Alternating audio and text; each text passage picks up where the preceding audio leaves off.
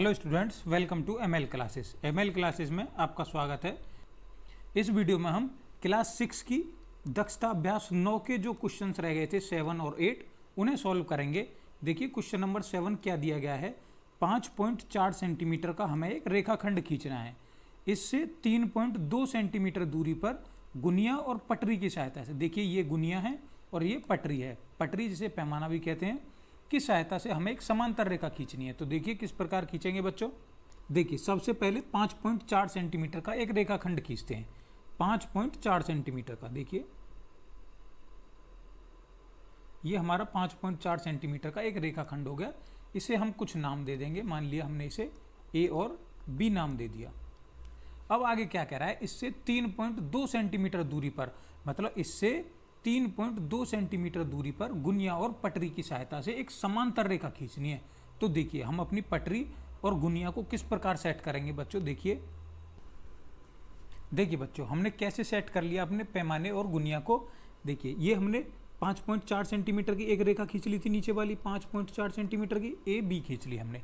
अब हमने पैमाने को किस प्रकार रखा, यहाँ बिंदु ए पर 3.2 सेंटीमीटर की दूरी लेते हुए हमने ये पैमाना ऐसे रख लिया।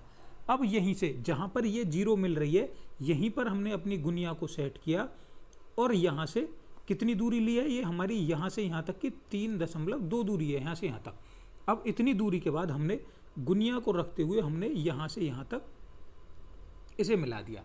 अब हम देखेंगे ये जो हमारी रेखा मिली है, ये जो रेखा होगी हमारी, ये एकदम समांतर रेखा होगी। उसके ए बी के समांतर रेखा हमने कौन सी खींच ली, सी डी खींच ली। और इन दोनों के बीच की दूरी कितनी होगी, 3.2 सेंटीमीटर होगी इन दोनों के बीच की दूरी। देखिए इन दोनों के बीच की दूरी हमारी कितनी आ गई, 3.2 सेंटीमीटर। हमें यही इस क्वेश्चन में सॉल्व करके दिखाना था। इसी के साथ आपका ये क्वेश्चन यहाँ पर कंप्लीट हो जाता है। अब हम इसका क्वेश्चन नंबर 8 देखेंगे। देखिए बच्चों क्वेश्चन नंबर 8 क्या दिया गया है। निम्नांकित चित्र में हमें कोई नीचे एक चित्र दिया गया है। ये हमें क्या करना है, इस चित्र में दो समांतर रेखाएं जो दी गई हैं, ए बी और सी डी, हमें दो समांतर रेखाएं दी गई हैं। क्या करना है, हमें इनके बीच की लंबिक दूरी गुनिया और पटरी की सहायता से हमें ज्ञात करनी है। इनके बीच की दूरी कितनी होगी। तो देखिए पैमाने की सहायता से हम मापते हैं, इनके बीच की दूरी कितनी होगी, 2.3 सेंटीमीटर। हमें इन दोनों के बीच की दूरी ही ज्ञात करनी थी। तो इन दोनों के बीच की दूरी कितनी आ गई, 2.3 सेंटीमीटर।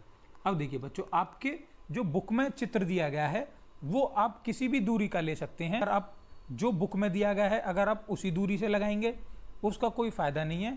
आप किसी भी दूरी की दो समांतर रेखाएं खींच सकते हैं और किसी भी दूरी की आप खींचेंगे तो आपका आंसर हर बार अलग ही आएगा। बस हमें ध्यान क्या रखना है, जो वो हमसे पूछ रहा है कि दो समांतर रेखाओं के बीच की हम दूरी कैसे निकालते हैं, बस हमें इतना जानना है। बीच की दूरी थी वो हमने पैमाने की सहायता से नाप ली और वो कितनी आ गई, 2.3 सेंटीमीटर।